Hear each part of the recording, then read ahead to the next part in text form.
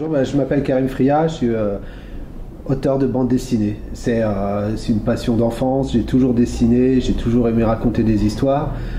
Déjà à la maternelle, je dessinais déjà beaucoup, puis ça a continué. J'allais toutes les semaines à la bibliothèque à côté de chez moi et j'empruntais le maximum autorisé de bande dessinée et de livres. Et voilà, donc j'ai très jeune, j'ai lu tous les classiques franco-belges, que ce soit Astérix évidemment, Tintin, Gaston Lagaffe, Léonard est un génie, tout ça j'empruntais, je lisais et je dessinais, j'inventais mes propres personnages dans ces univers-là, mais en racontant mes propres histoires, mais dans des univers donc déjà existants. J'inventais le cousin d'Astérix, le propre village, j'inventais mes propres histoires. Donc je m'emparais d'univers déjà existants pour raconter mes trucs à moi. Et petit à petit, mon style de dessin s'est formé comme ça, en fait, en imitant, pas en copiant, mais en imitant des styles qui me plaisaient.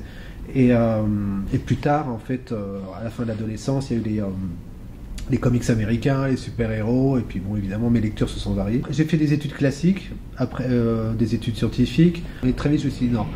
Je me suis réorienté en histoire de l'art, et ça, j'ai adoré l'histoire de l'art. Et pendant que j'étais étudiant, j'ai commencé à publier mes premiers dessins dans la presse jeunesse, J'aime lire, voilà, ce genre de magazine. Et voilà, c'était mes premières publications. Donc j'étais à la fac sur les bancs de l'amphi, et puis bon, je suivais le cours, et en même temps, je dessinais mes pages à livrer pour mardi, dernier délai.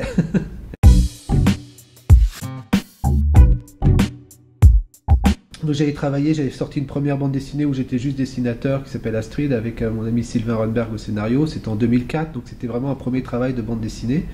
Et pour lui et pour moi, c'était de la bande dessinée jeunesse et c'était pour moi un premier pas dans le milieu. Et ensuite j'ai travaillé dans le dessin animé voilà, quelques années. Et j'avais toujours mes projets personnels de bande dessinée. Et Le Réveil du Zéphyr en faisait partie. Et c'était vraiment un projet voilà, que je voulais présenter aux éditeurs. Et le hasard a voulu que dans la librairie à côté de chez moi, je rencontre Johan Sfar, qui est donc l'auteur du Chat du Ravin, de Petit Vampire. Et je savais qu'à l'époque, il dirigeait la collection Bayou chez Gallimard.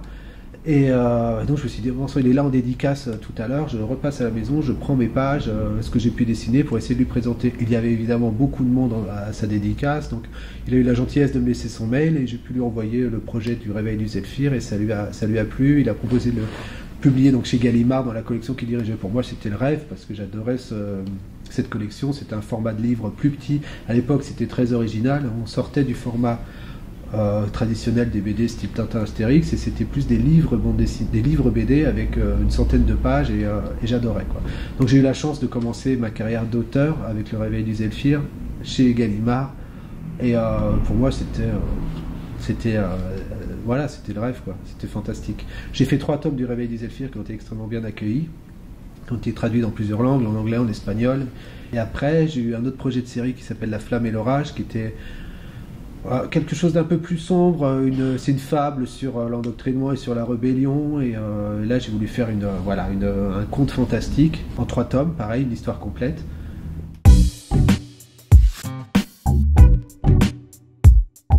J'ai un amour pour le cinéma fantastique et de genre et le cinéma d'épouvante. Et je suis un grand fan de Stephen King. Et ce qu'il y a de génial chez Stephen King, c'est qu'à la fois c'est un maître d'épouvante, on a peur, mais c'est surtout un observateur de la société qui décrit avec une justesse des conditions sociales, des humains, des personnages et leur psychologie. Et j'aime beaucoup cette approche de traiter le réel à travers le fantastique et la fiction. Et c'est un peu cette démarche-là que je voulais emprunter avec Le Mangeur d'Espoir, c'est-à-dire aborder des sujets réels. Et là, en l'occurrence, c'est le sujet, c'est quand un enfant doit s'occuper d'un parent.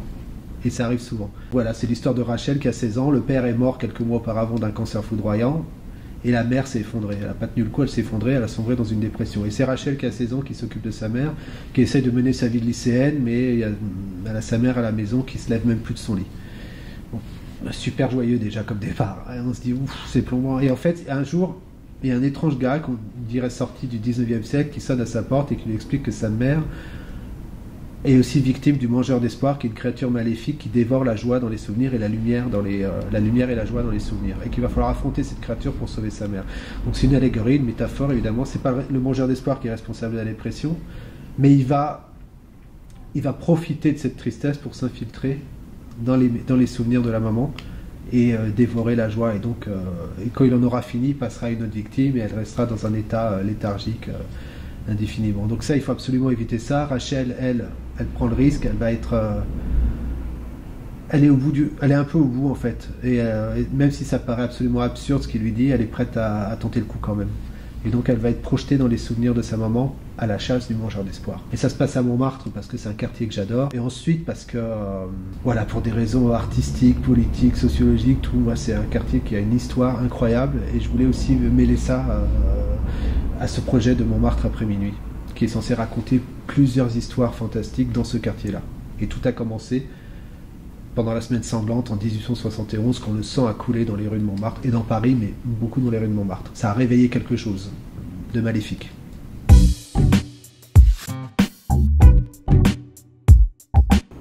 Sachant que mon lectorat, c'est des jeunes ados, et c'est des ados, je sais que c'est un âge où on commence à se poser beaucoup de questions, où on commence à observer le monde, enfin on l'observe tout le temps, mais là, il y a vraiment, et puis c'est un âge de changement, et puis moi, quand j'écris une histoire...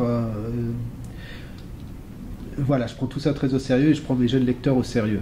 Et donc je décide avec eux d'aborder des sujets sérieux. Même si ça prend la forme d'une aventure fantastique, avec des pouvoirs, avec des créatures et des monstres, à la base, je veux toujours quand même aborder un sujet réel, quoi. Et effectivement, bon là, ça aborde le thème du deuil, de la dépression. Mais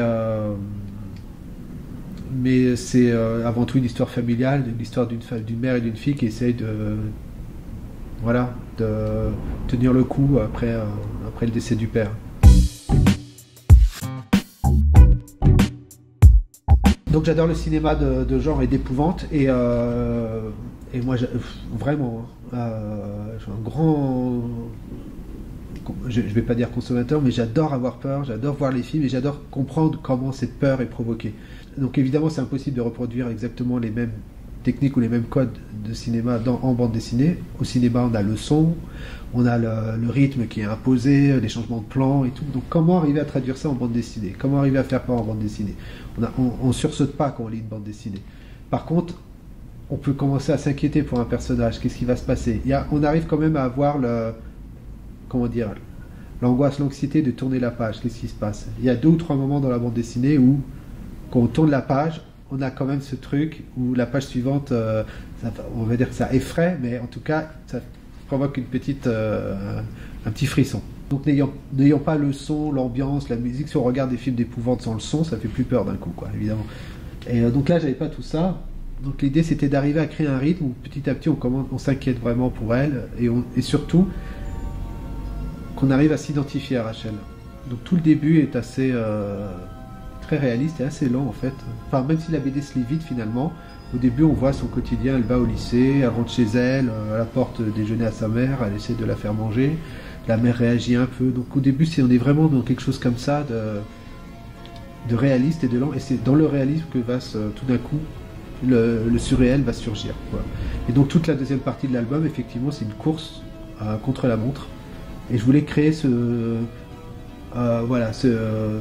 cette sensation en fait d'urgence tout d'un coup, de l'urgence qui est de tension de plus en plus tendue, quoi.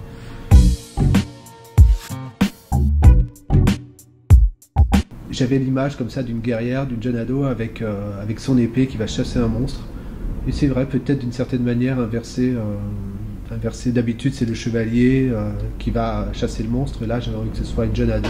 Mes BD sont classés en jeunesse, mais c'est vraiment tout public. Et l'idée, c'est que tout le monde puisse les lire. Mais c'est vrai que je m'adresse en priorité aux jeunes lecteurs, aux jeunes ados.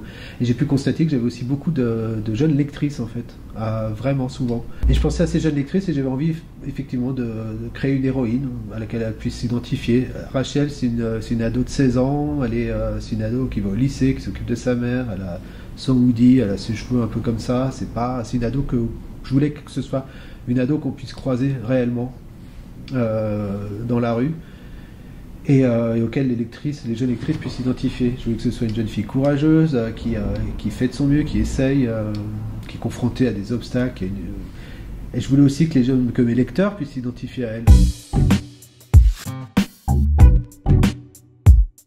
Le Mangeur d'espoir, en fait, c'est la première histoire je voulais créer ça comme une anthologie, une anthologie donc d'histoires d'épouvante qui se passe à Montmartre pour une bonne raison, parce que depuis la semaine sanglante, le sang a coulé, toute cette violence a réveillé quelque chose. Donc je voulais, au sein de cette collection, raconter plusieurs histoires différentes avec un personnage fil rouge qui est le professeur Adrian Stern, qui lui est étrange, il surgit, il disparaît.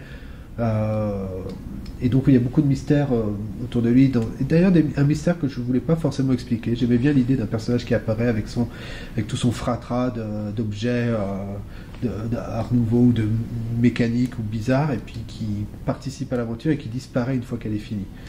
Et peut-être que je raconterai son histoire dans un livre. Donc l'idée c'est de raconter plusieurs aventures, avec toujours pareil, en abordant toujours un sujet réel auquel peuvent être confrontés des ados. Et donc voilà, j'ai une nouvelle histoire là que je suis en train d'écrire dans cet univers, et l'idée c'est d'en faire plusieurs. Et après il y a d'autres projets aussi évidemment, et on verra en fonction du temps. Enfin, voilà, c'est surtout le temps qui manque, parce que des idées il y en a.